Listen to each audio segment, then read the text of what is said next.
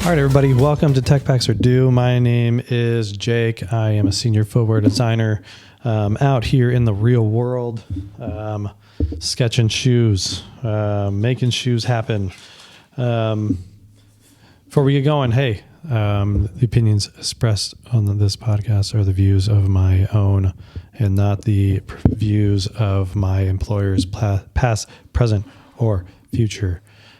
All right. Hey, 2026, new energy, bringing in the heat. I'm excited to get back behind the mic and talk shoes with everybody out there. Hey, are we, when this comes out, are we team Conformity Gate? Y'all Stranger Things fans out there, I know that's been pretty big.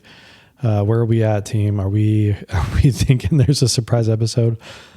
And before I really get into it, because content, we can just make this stuff and put it out immediately. Reacting to the latest in the zeitgeist or whatever.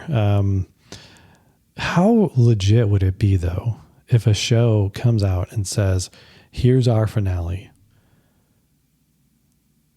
and then it just takes it back and it's like, nah, this isn't our finale. This is the next finale.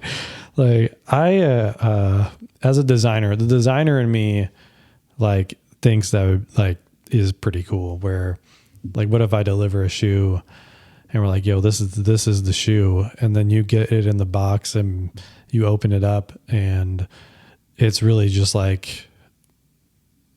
don't know, a zipper with a print on it, like caged up shoe, and you unzip it and then this actual shoe comes out and it's even better than what you thought it was going to be.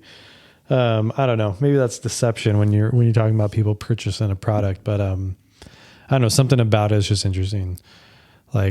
It's kind of genius, and I'm hoping it happens, but I'm on team I hope it happens because I just think of the absolute deception of something like that, and then to keep it under wraps and then let it out would be just incredible, in my opinion. Whether or not this show is good or not, I'm going to leave that up to everybody else. But just the thought of that big of a mystery, I don't think there's anything like that in my life since the whole JR thing. What, who shot JR? I don't even know what that's about. Or do I don't know if I care to know what it's about. And then I guess there was some show, Lost, they woke up and it was all a dream. But I didn't even watch that. So maybe I should catch up on Lost. I don't know. It's been too long, too much time. All right, let's get into the real meat, shoes. It's been a while since we've talked. In fact, it's been so long that we've talked that Steph Curry has gone into sneaker free agency. What is even happening? And how has that happened? I mean, I think we all got the feeling that Under Armour was doing an okay job at one point, serving arguably the most, dude changed the game. As a lover of basketball, that's my favorite sport of all time. The way Steph Curry played, and for that matter, the original Warrior group where you had Andrew Bogut, Klay Thompson, you had Sean Livingston.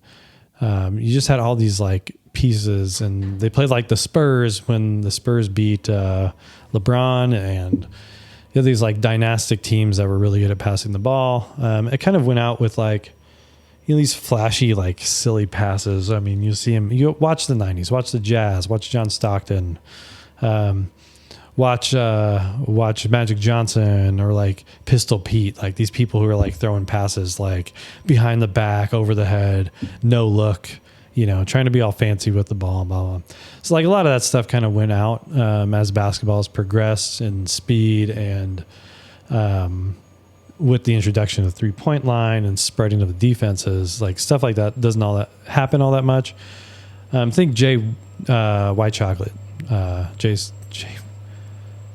Jason Williams, and or Jay Williams, Jason Williams.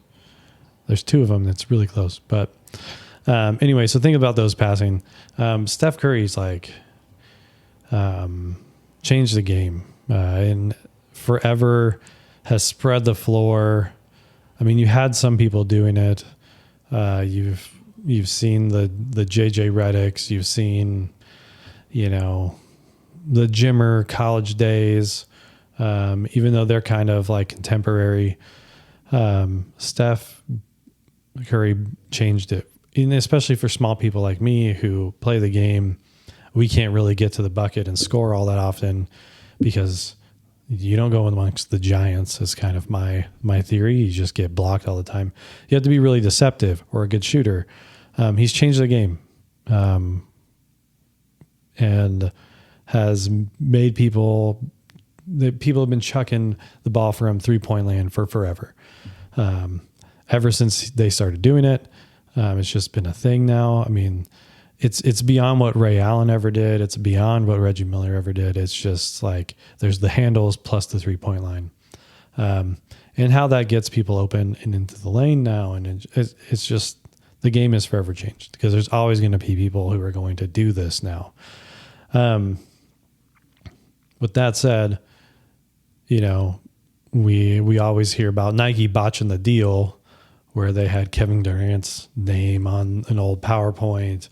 They said his name wrong, all these things. And he ends up moving over to Under Armour. Under Armour picks him up, which is landmark deal. Honestly, like how we all thought this was going to play out is Curry has like a lifelong membership at Under Armour, how he has a statue out front. He has his own building and all these things. I don't know. It just feels like they made good shoes in the outset, but I only wore a couple of them and I don't remember them being like, mind blowing. And then as the time went on, I wore the Curry 4 for a while, but it was just because the grip was fantastic and the fit was pretty good. But it was just EVA and good grip. And when I think about the best basketball player, arguably, like, it's just crazy to think that a 6'2", 6'3" guard is standing next to LeBron James and in measuring up for greatness. It just like blows my mind. Individually speaking, sure, maybe LeBron is like, better basketball player, size and all that stuff. But Steph Curry is an icon. He is a person to build a brand around.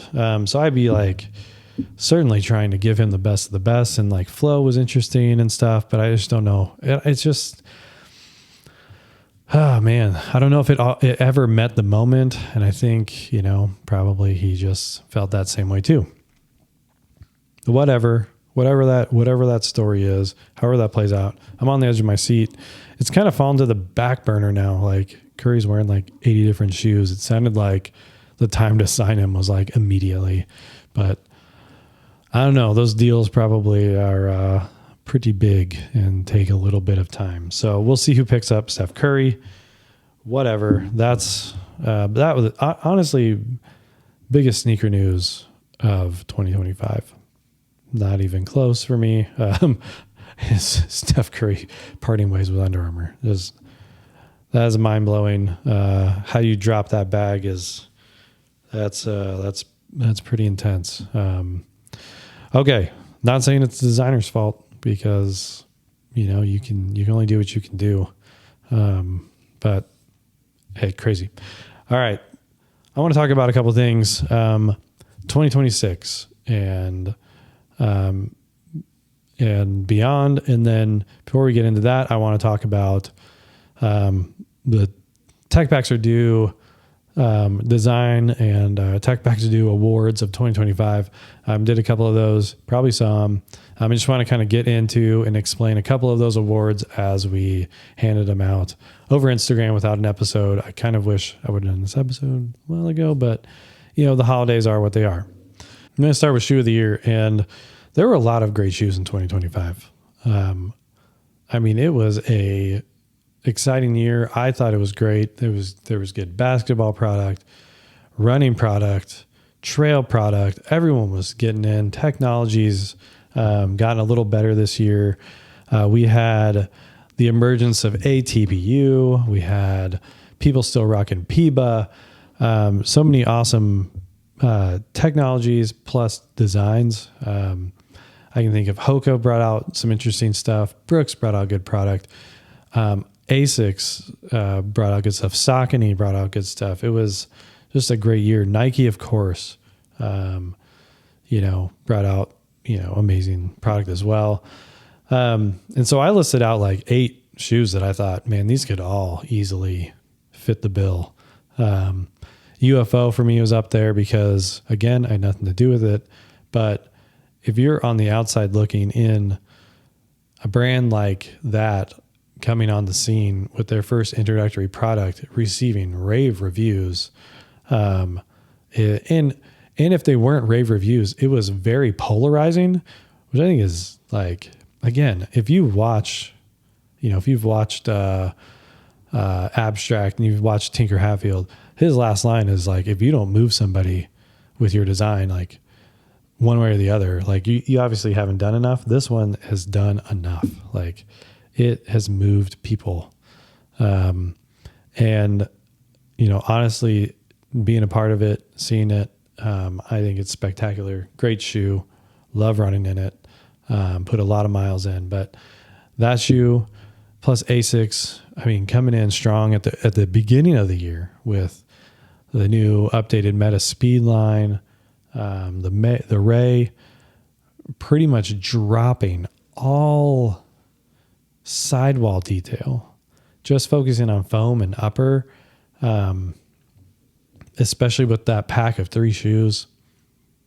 Incredible. It looked great, ran great. People were loving it. The rubber was better than, I don't know, like Adidas had their day with the Evo Pro, and its weight being this like super visceral upper and all those like amazing features on that, design details for just like a 4-ounce shoe. And then Asics comes in and says, yeah, we're going to do it, but we're going to do it like slightly better. It might be a little heavier, but the rubber is better. The traction is better. People were looking at that bottom of those Adidas shoes and thinking they were going to die. But you do what you do for marathon racing. So, but when Asics comes and backs that up, Metaspeed Ray, just phenomenal. Metaspeed Ray, just phenomenal. I'm going to say it again. Metaspeed Ray is just phenomenal. And that line was also good. And then to come up with the Mega Blast, which caught everybody by surprise. No one's expecting a new model from them. They hit that and it was great. Asics, in my opinion, was just firing away. And then we had, of course, GT Future. Wale brings it out. We know the Foamposite. We know all this stuff. We know the tech that's in there was sounding pretty good as well. Debuting it on AJ DeBansta, really awesome too. Just doing all the right things, right? That's a spectacular shoe. We also know about the Pegasus Plus, or the Pegasus Plus, even though that was around. The Vomero Plus. Man, when Nike announced their new, their new lineup of how they were going to do everything with structure and speed and, Vomero and Pegasus and everything and structure, which like, I don't know. Well, I don't know if I want to talk about that, but when they announced that whole lineup, I was just kind of like, so what? Like, what brand hasn't been doing this? Like, they're all doing similar things. Asics has their speed, their cushion, their whatever. Brooks has their speed, their cushion, their whatever. Hoka has their cushioned, and speed. It's like, I didn't think it was fresh at all. But the way they've executed it and played it out has been, pretty fresh. It's kind of like when Apple comes and does something that you're like, well, we've already got that.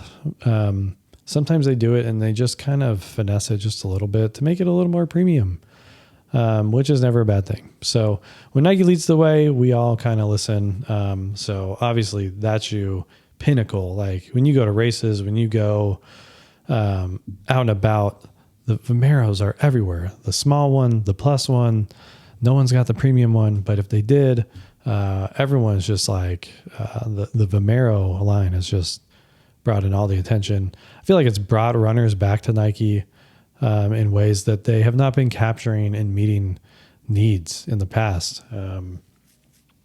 They've been trying to, but I think this was the step in the right direction that Nike needed.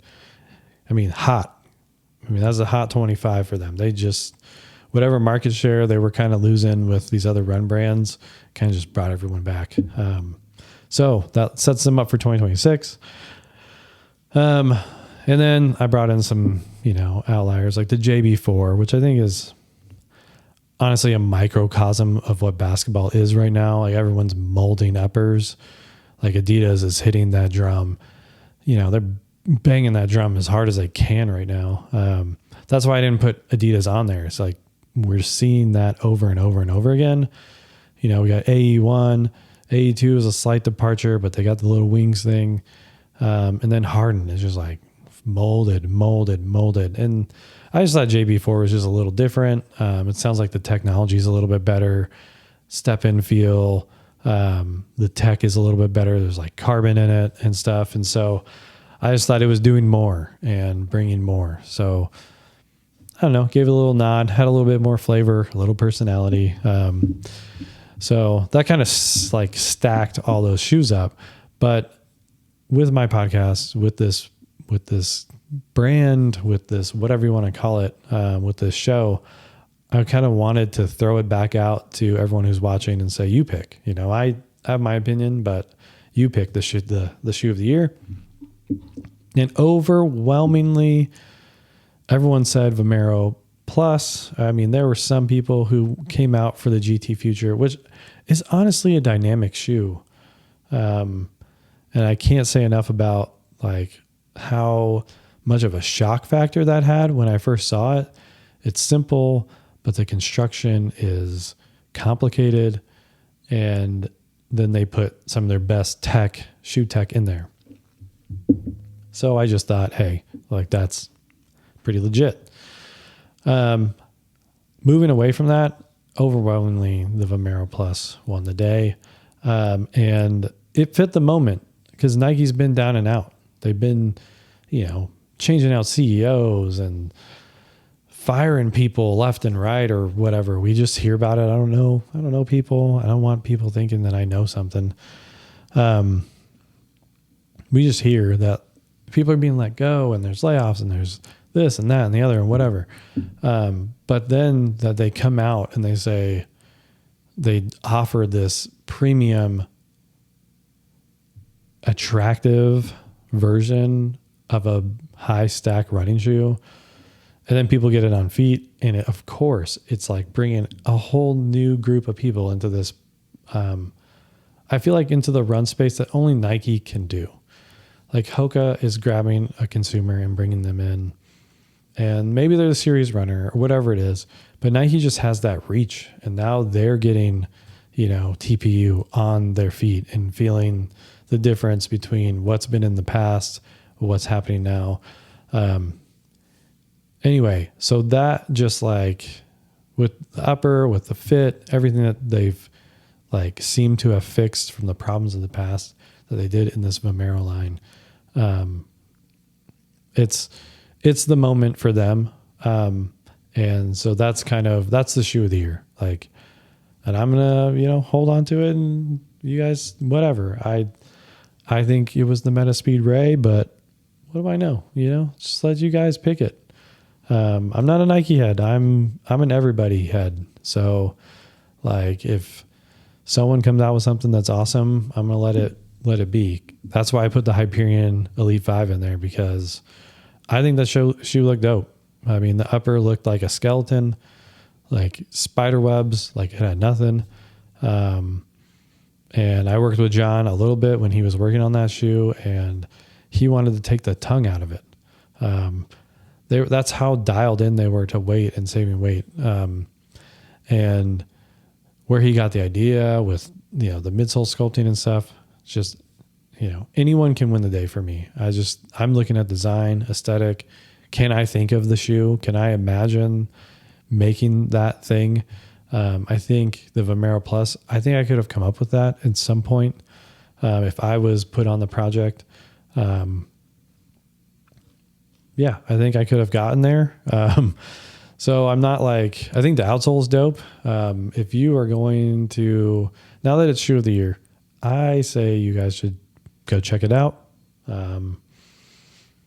Take a look at this, what you consider to be shoe of the year. They probably have them at your local store. You can go check them out. For me, what's interesting about that shoe, having had it in hand, whenever you turn a Nike shoe over, you're getting waffle, right? They have the corner on the market of the waffle.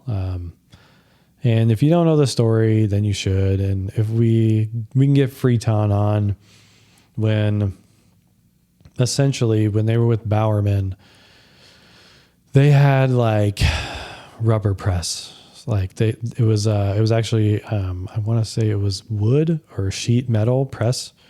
And they would put sheets of rubber in, and then in order to displace pressure, they would put holes into the sheet metal that they would put it in, and they would stamp the rubber. And anyway, so I'd have to have Mike tell you the story, but essentially it wasn't a waffle iron.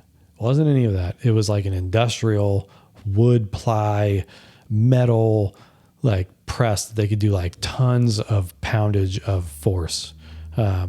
And he was telling me they could get the web like crystal clear rubber web. So all it is to say, they have that, and they have the corner of the market on the waffle. Like if anyone comes in doing squares on an outsole, that's like pretty much Nike's lane, and would be pretty lame. So with that said, Nike is always coming out with like this really thin web on their rubber. And I don't know how they're doing it, but I'm guessing it's because they're the leading sportswear brand in the entire world.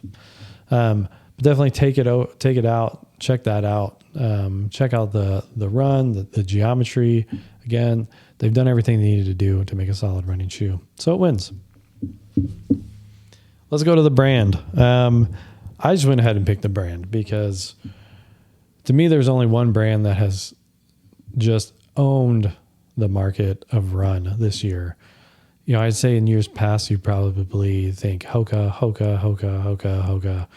But ASICS has come out this last year and led with performance, geometry, execution of color, execution of packs. They have come out and just been a notch above everybody else.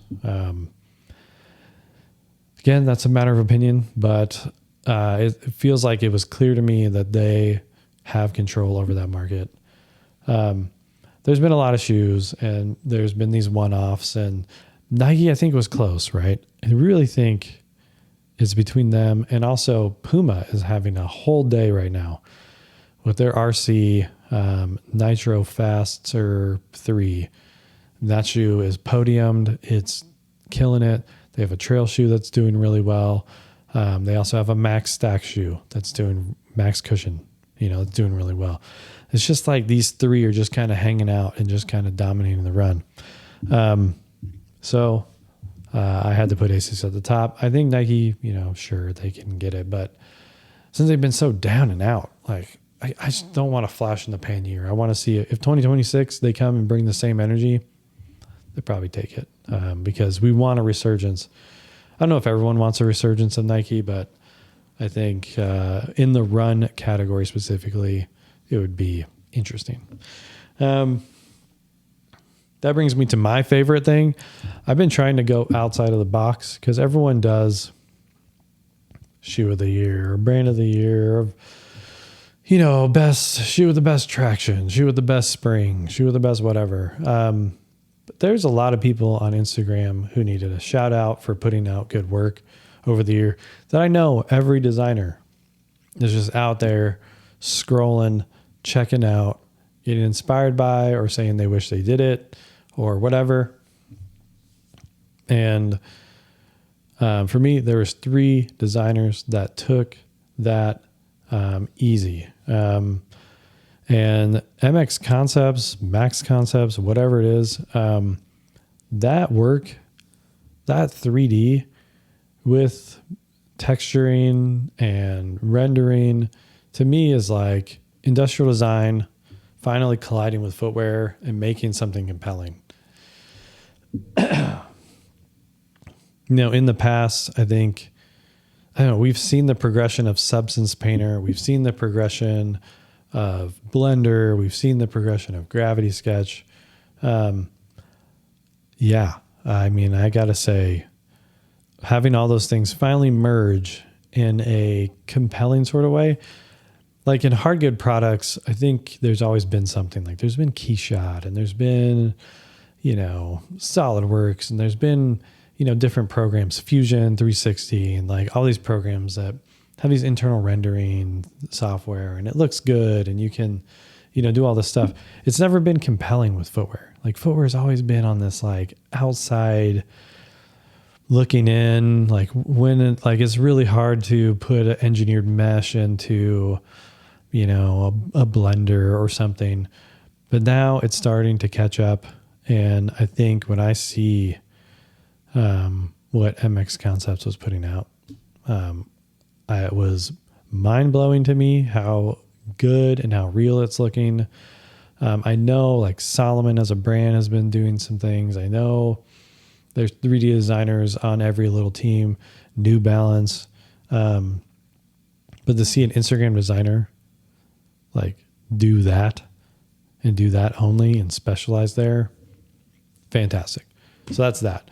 Next one was JT. Amazing stuff. Hey, if you want to be on the podcast, this is an official invitation. I would love to hear about Nike, about your time, your stories. We will be in touch. But man, the concepts coming out of there, mind bending. And they all look like they're Illustrator.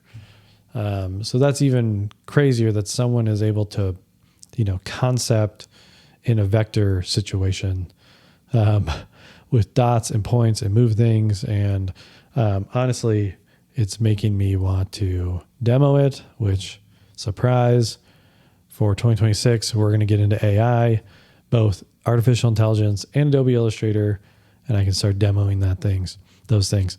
Tutorials on tutorials on tutorials is what 2026 is going to bring. And sure, there'll be podcasts like this, but 2026, I'm going to bring all the tutorials up a notch. Sketch more, get on to Illustrator more, show everybody what I'm doing, what I'm thinking, and how we get good looking shoes in Illustrator, and how we take our AI renders from whatever source, Viscom, Newark, other sources, Midjourney, and turn them into usable design concepts. That's all coming down. But that is also going to lead me into my third designer of the year, which was T-Mac, which I really think the more concepts that I saw come out of him, the more inspired I was. There's just something about the raw energy of someone who hasn't been a commercial footwear designer. Now it goes both ways. Like some people, like you can tell they just don't have it, right? And I don't want to sugarcoat it for people, and that's not what this show is about. Like this show is about the real talk of footwear design.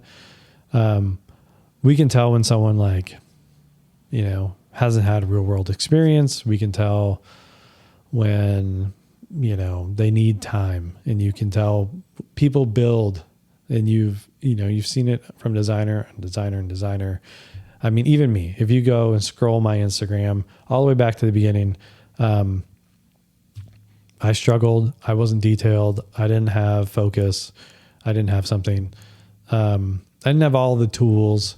I was also nervous to put stuff out, especially good work, especially, to put out your point of view on something, to think, is this going to get torn apart or not? But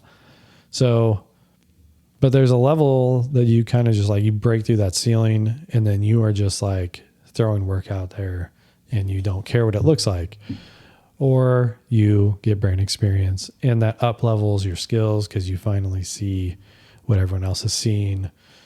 Oh, you need to have proper silhouettes. Oh, you need to have good scaling. You can't have things that with crazy heel rake. You can't be super unrealistic, blah, blah, blah, blah, blah. And it kind of hones you a little bit in. But honestly, like the stuff that T-Mac was putting out it's high level without having that experience. And it was refreshing. It's daringly simple. It's done in Gravity Sketch, which is like, again, that next level is translating that into 3D and having a speed in 3D, which I think is something that people need to start figuring out as well. But it was also just like these ideas, and he is just like free forming them out there, putting them in Viscom, firing them away. And I think, it just goes to show, like, if you do rapid ID, like how fast you can just, improve and improve and improve. And, maybe some don't hit, maybe, whatever, but honestly, a lot of them are hitting. And I'm like, man, I don't know who this kid is, but there's a future. There's a future in footwear if you're putting out that kind of work. Daringly simple, but the lines are elegant. They're always just doing something interesting. There's always a twist, and I found it very inspiring. And again, it's just like a mind free from commercial footwear, which I think is great. All right. So that's what's coming. Sketch sessions. I've already committed to a couple where I have to copy some people, which might be a 2-parter or something, because I get tired in here in the garage when I'm sketching, and sometimes I'll be like, man, I got to cut and run. So we might start doing that, and then AI and AI. I already talked about that, but tutorials on tutorials. Then I'm going to tell you, 2026 is going to bring more and more guests, local to Portland, hopefully. And we've got plenty of color design, development designers. We're going to bring them in. We're going to be seeing a lot of Dead Stock Coffee interviews and stuff. The goal, everybody, we want to get to 1K. We want to get to 1K subscribers. We want to see this channel grow. We're at 359. Again, it is not wasted on me that there is 359 subscribers to my page. That is beyond what I thought was possible. Again, keep coming. Keep telling people to get over here and like this page. The bigger we get, the better this thing is going to look. Obviously, that's how it works with everybody. But I want to give the best content. I want to get the best guests. I would love to get a Wilson Smith. I would love to get, an E. Scott Morris. I would love to get Dwayne on. But these things come either at a price or at the right audience level. Not saying that they won't come on. Aaron Cooper, shout out some of these legends. But I am going to keep getting on the people who are the day to day, and that's what I think is the money of this show, because you want to know the real people behind. We're talking 1 or 2 people who, E. Scott, he's doing a lot of great stuff now. Wilson Smith has done a lot of great stuff, but there are people just like me in this industry that are making the dull hum of footwear. That are keeping the lights on, that are out there, who need to be heard from and put on a pedestal. So If you like shoes, stick around. We got a lot coming. I will not announce the guests yet, but we've got some on the way. And if you get something from me, be ready to say yes. It's a good time. All right. Let's get to 1K. Let's have a good time. Finally, this is kind of anecdotally, if anyone's made it to this point of the podcast, I think we might be opening up to look for a new co-host. Colin is my friend, and he is the best, but he is gone. And he is on to a better life, kind of. I'm not sure. But I need somebody who wants to come on and be a regular on this show. I don't want to bug my design buddies, but maybe I will. If anybody is interested in being a unpaid intern, we will have to maybe figure it out. I've got to figure it out still, but how we all connect. But I need a co-host. That's just how it's got to be.